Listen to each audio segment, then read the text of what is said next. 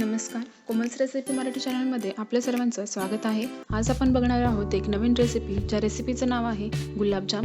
ही recipe आपण घरच्या घरी आणि एकदम झटपट बनवणार आहोत। चला तर बघूया त्यासाठी लागणारे साहित्य। त्यासाठी मी इथं रेडीमेड गुलाबजामचं पॅकेट घेतलेलं आहे, ते 200 ग्रॅमचं आहे आणि त्यासाठी मी इथं 300 ग्रॅम साखर, 3 ते 4 वेलची बारीक कुटून घेतलेली आणि पाणी घेतलेलं आहे।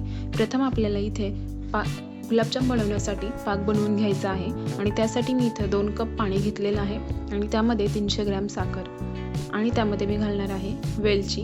आता आपल्याला हा पाक थोडासा दाट किंवा जाडसर असं बनवून घ्यायचा आहे। याला जास्त कडक पाक बनवायचा नाहीये। पाक आपला तयार होतोय तोपर्यंत इथं आपण गुलाबजामसाठी लागणारे पीठ मळून घेणार आहोत। त्यासाठी मी इथं त्या गुलाबजामचं पाकीट फोडून पीठ घेतलेलं आहे आणि ते प्रथम आपल्याला थोडं हाताने सुट्ट करून घ्यायचं आहे। त्यामुळे आपले गुलाबजाम छान बनतात। आणि आता त्यामध्ये तुम्ही दूधही वापरू शकता किंवा थोडं पाणीही घालू शकता। आणि याच्यामध्ये थोडं पाणी घालून याचा आपल्याला एक डो बनवून घ्यायचा आहे। अजूनपर्यंत तुम्ही माझा चॅनल सबस्क्राईब केला नसेल तर सबस्क्राईब करा आणि त्यानंतर येणाऱ्या बेल आयकॉनवरती क्लिक करा, म्हणजे माझ्या नवीन व्हिडिओचे नोटिफिकेशन तुम्हाला मिळेल। तुम्ही इथे बघू शकता की माझा डो बनवून तयार आहे आणि आता याचे मी छोट्या साईजचे बॉल बनवून घेणार आहे।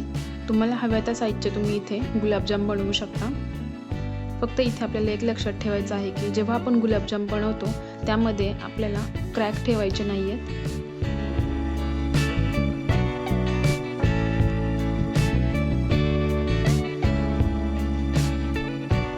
अशाच प्रकारे इथे माझे सर्व गुलाबजाम बनवून झालेले आहेत आणि आता मी त्याला तळण्यासाठी एका पॅनमध्ये तेल गरम करायला ठेवत आहे।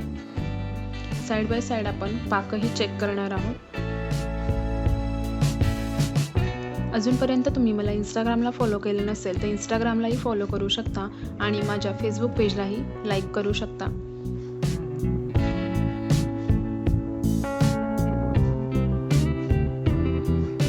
इथे तेल गरम झालेलं आहे आणि आता मी त्यामध्ये गुलाबजाम तळून घेणार आहे।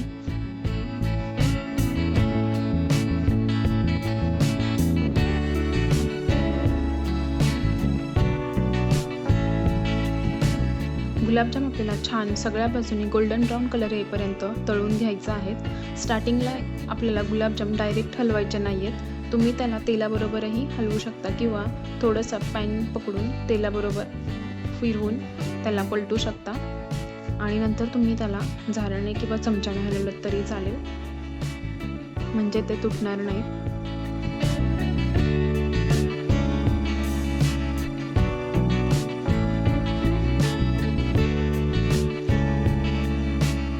तुम्ही बघू शकता की गुलाबजामला छान कलर यायला लागलेला आहे। अशाच सर्व बाजूने गोल्डन ब्राऊन कलर येईपर्यंत हे गुलाबजाम तळून घ्यायचे आहेत।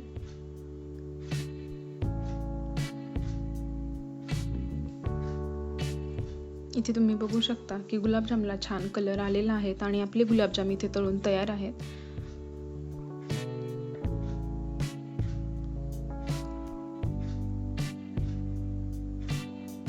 आता मी अशाच प्रकारे राहिलेले गुलाबजामही तळून घेणार आहे।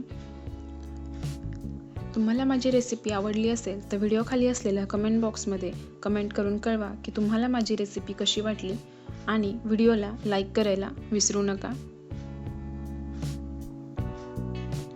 अशाच प्रकारे माझे सर्व गुलाबजाम तळून तयार आहेत आणि इथे तुम्ही बघू शकता की आपला गुलाबजामसाठी लागणारा पाकही तयार आहे आणि तुम्ही इथे याची कन्सिस्टन्सी बघू शकता की थोडीशी जाडसर आहे।